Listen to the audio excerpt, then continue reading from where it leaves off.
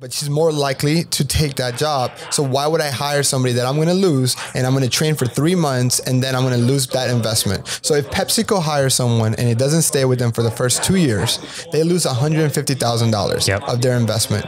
Why would I take a risk on Stephanie?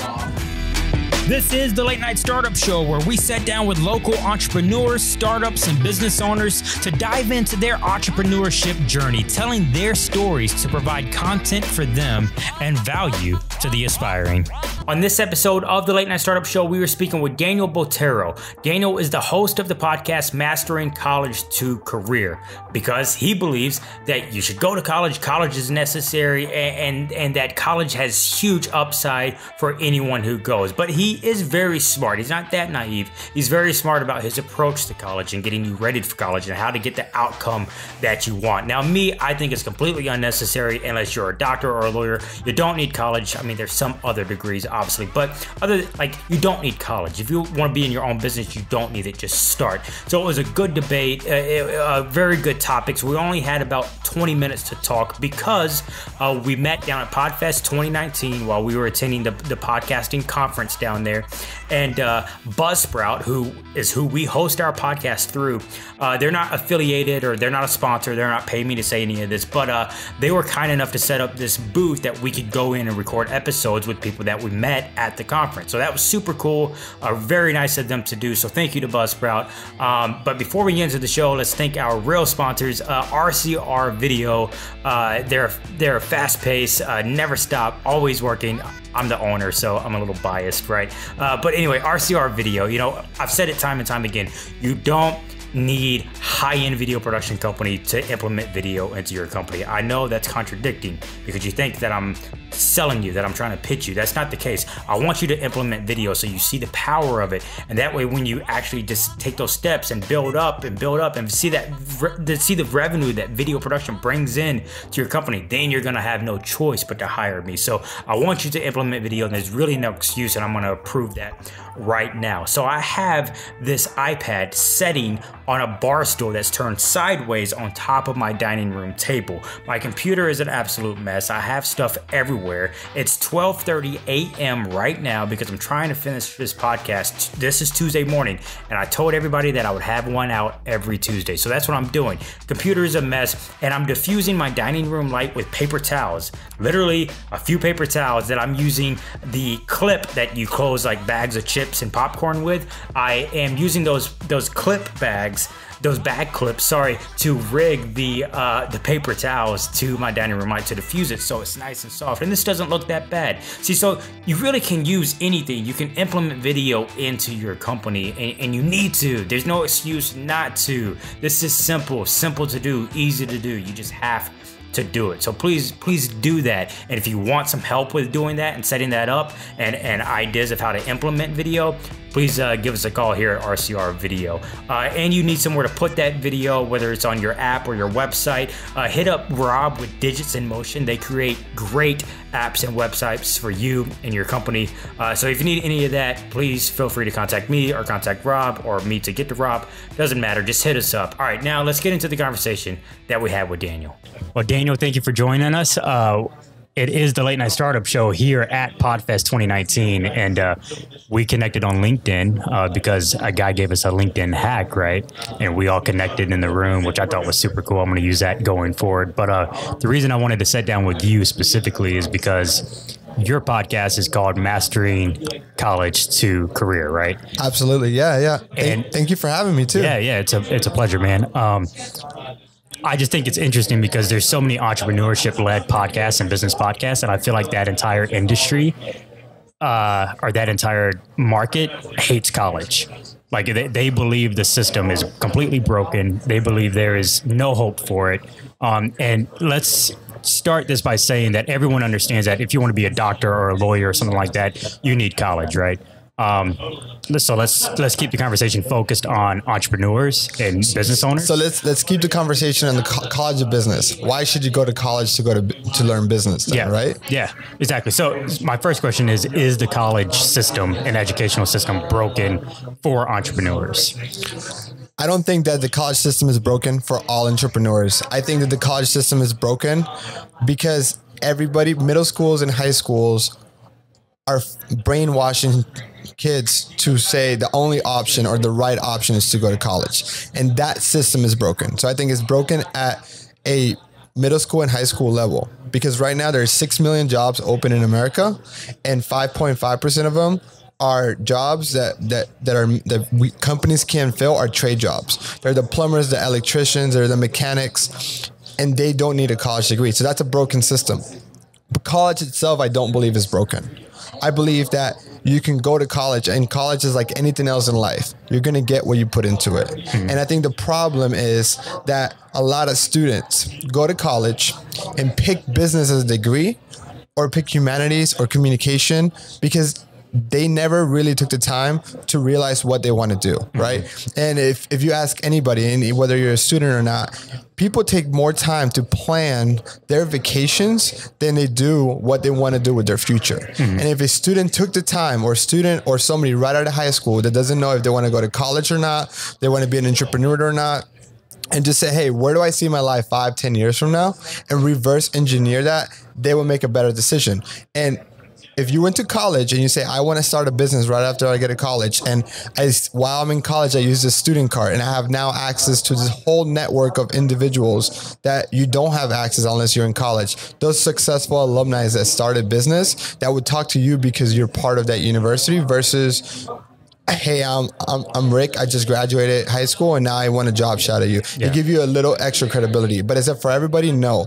But if you go to college, is it still a good investment? I still believe that is a good investment for a lot of people. See, I would push back on that, because everyone that I've talked to, they said college, it is what you get. You know, if you put more of yourself into it, you're going to get more out of it, right? That's with anything in life, correct? So it's not necessarily a waste of time per se, because you can network, make connections. It's all about who you know and who knows you, correct? So, but the resources, the money that it takes, and the amount of resources that it absorbs to send somebody to college, or to even pay your way through college yourself, why spend all of those resources towards a college degree?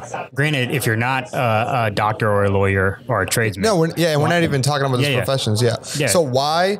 Because a lot of people think that college is very expensive. And I can tell you that you can save 40% on tuition by taking classes when you're in high school, by going to community college first, that you can go to community college for a couple $1,000s a semester, right? That there's so many other ways, that there's hundreds of scholarships, if not thousands of scholarships, that get zero people to apply for them. So there's money on the table from very wealthy people that passed away, that left their money on scholarships, and no one applies for them.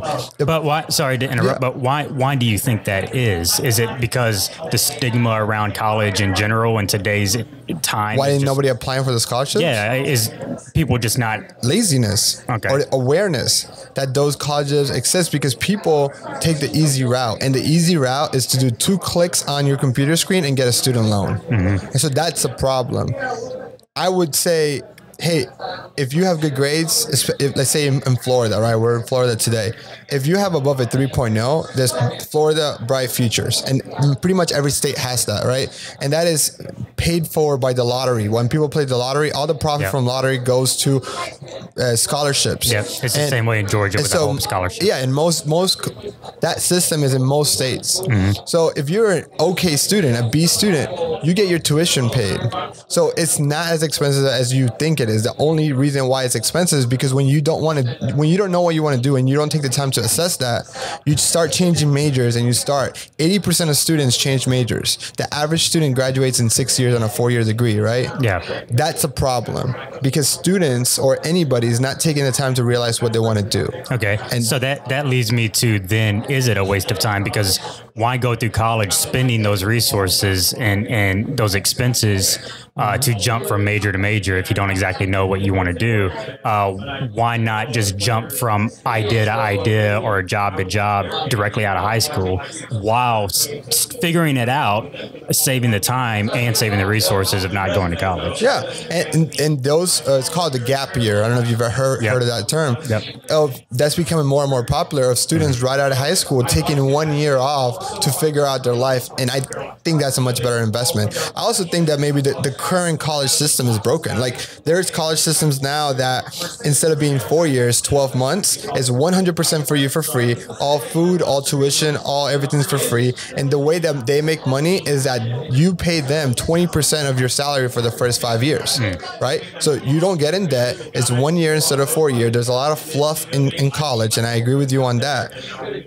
And so I think that college is still it's important, but it's not important to as many people as it was before, right? College trains people to be workers, even though now colleges are changed now and there's more entrepreneurship and stuff like that.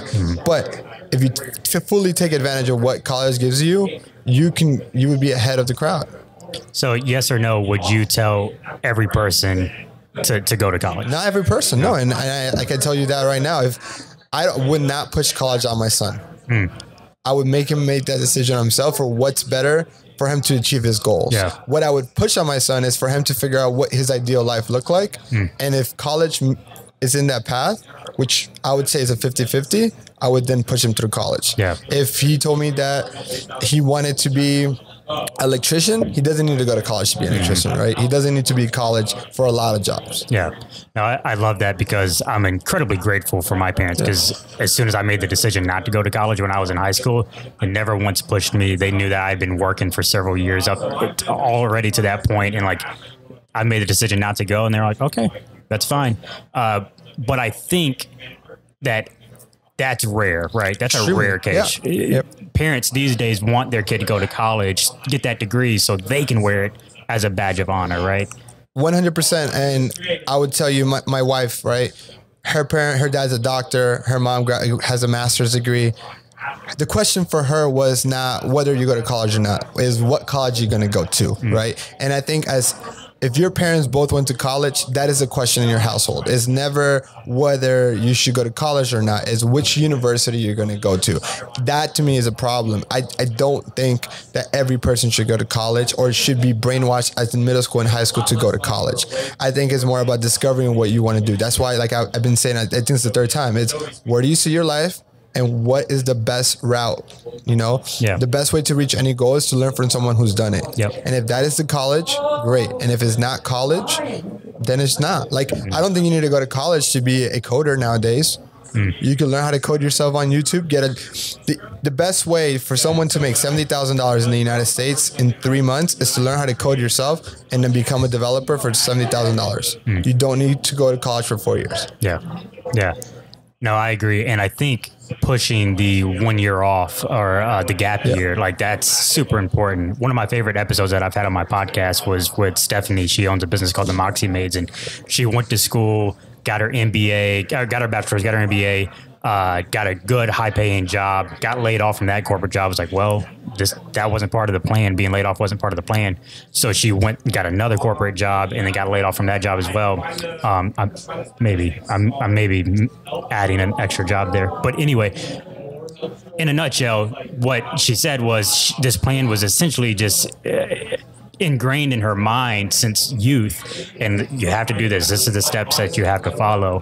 And then when she got laid off, she said exactly what you just said. She sat down and decided, I'm going to design my lifestyle. She looked at herself and her entire situation and said, I'm going to design a lifestyle that I want. I'm going to write it out on paper and see all that. And then now every one of her decisions is mapping towards that lifestyle, right? So would you implore college students, or not college students, those high school students that are thinking about going to college, to really take that gap year and design a lifestyle and figure out if college is in that or not?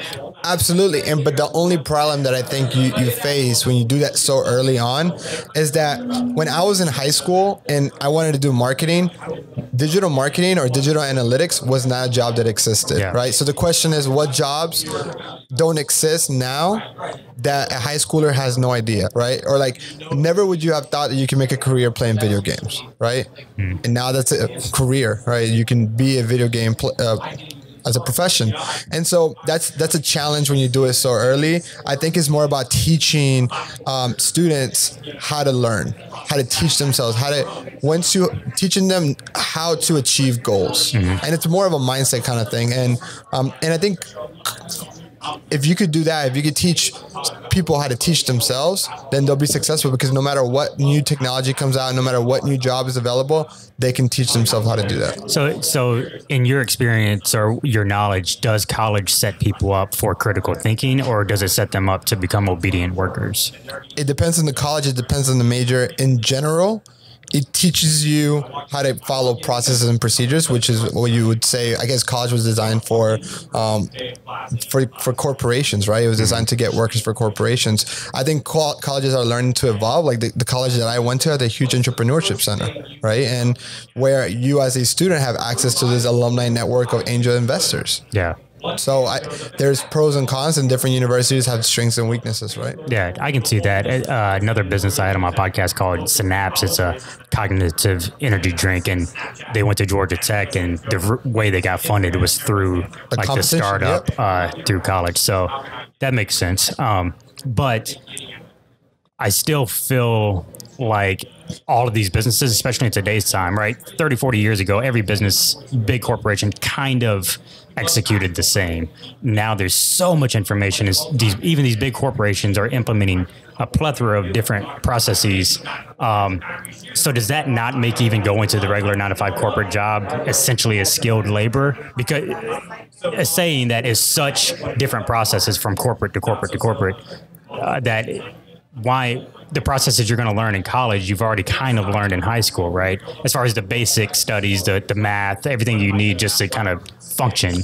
So you can go into another job, a new job, and essentially learn their processes, and then go to another job, and their process is going to be completely different. So let me turn it on you, right? Because at the end of the day, you own a business and you hire people, right? When you're hiring people, whether they've used a camera or not, you teach them how you run your business, right?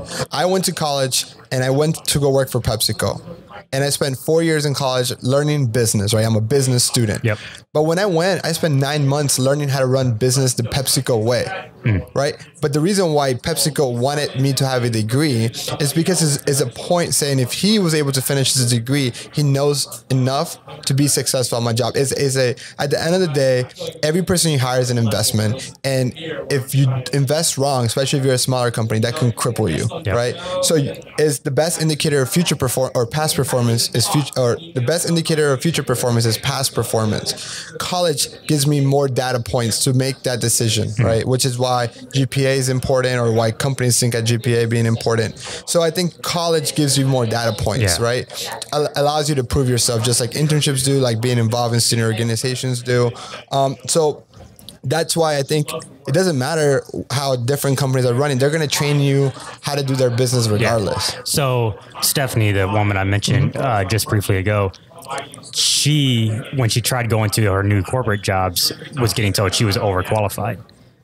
Why wouldn't corporate jobs want to hire overqualified people, right? No, because they're going to leave, right? Because if Stephanie's getting into a job that, let's say she made $100,000 in her previous job, and she's applying for a job that pays her 70, right? She takes the job, and say the company actually gives it to her and doesn't say that she's overqualified.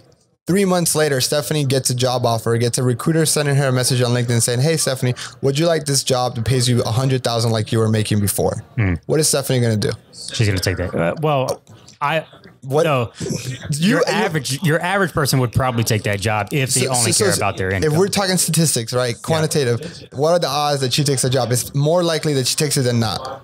You even probably, but I would beg to differ that in today's, with the millennials, that they care more about culture and happiness more than they do the actual salary amount. But when you're talking the difference between 70 and 100. Okay, but she's more likely to take that job. So why would I hire somebody that I'm going to lose, and I'm going to train for 3 months, and then I'm going to lose that investment? So if PepsiCo hires someone and it doesn't stay with them for the first 2 years, they lose $150,000 of their investment. Why would I take a risk on Stephanie? It's a bad investment as a company owner. I see what you say, but I would put some of the blame on the corporation or on the business owner for even interviewing her or attracting her to apply for the job to begin with. I won't know if she's overqualified until I actually talk to her. I won't know where her head is, whether maybe she's not motivated by money and she's motivated by culture. She's motivated by the culture that I give her every other Friday off, right? I don't know that until I interview her. No, you're right. You're right. So we have 1 minute left, and I try to like bring everything home at the end of this. And what I'm hearing, even though we could kind of just debate it a good bit, is it's all about your intent, right? Know what you intend the outcome to be. Even going to that job interview, like you said, if you were to interview Stephanie, you don't know if she's overqualified or not, but your intent is to figure that out, right? And her going to that job interview, her intent should be, is this the right fit for me? Or if I do get a job offer 2 months from now, am I going to leave? And if that's the case, be patient, right? And even going to college, know the outcome that you dream of, the dream outcome, know that, and then everything you do it with intention to map to that outcome, correct? 100%. I think as this person graduating high school, you say, what does your ideal life look like? And if the easiest path, the path of less resistance, the people who've already done it, went through college, then you should go to college. Yep. And if the people that you want to be, like those entrepreneurs, like the Gary V's or whatever the world, then follow them. Who graduated college? Actually, he did. Yeah, no, you're right. So I can't even think of somebody that didn't, like an entrepreneur. But regardless, follow that path, right? Drop out of Harvard and then start Facebook. Like, follow the path, you know? Yeah. I would just say that, you know, success leaves clues, right? If I paid you $100 to teach my son how to ride a bicycle, you could do it. You did it yourself. Yeah. So that's what I would say. Cool. All right. Last thing, since we're wrapping up, where do we find you? Tell us all about where to find you. So I have a podcast called, like you said, Mastering College to Career, where I help college students identify what they want to do and land their dream job before they graduate. And you can find me on iTunes. You can find me on LinkedIn. I'm very active on LinkedIn, and that is DanielBotero.com. All right, perfect. And I just want to thank Buzzsprout, of course, for setting up this portable booth here at Podfest 2019. Pretty incredible opportunity, given this opportunity for us to be able to sit down and have conversation and get episodes out of this. It's a great way to network, great way to get content, and thank you guys for doing that. Nope. Hey, thank you for having me. Thank you.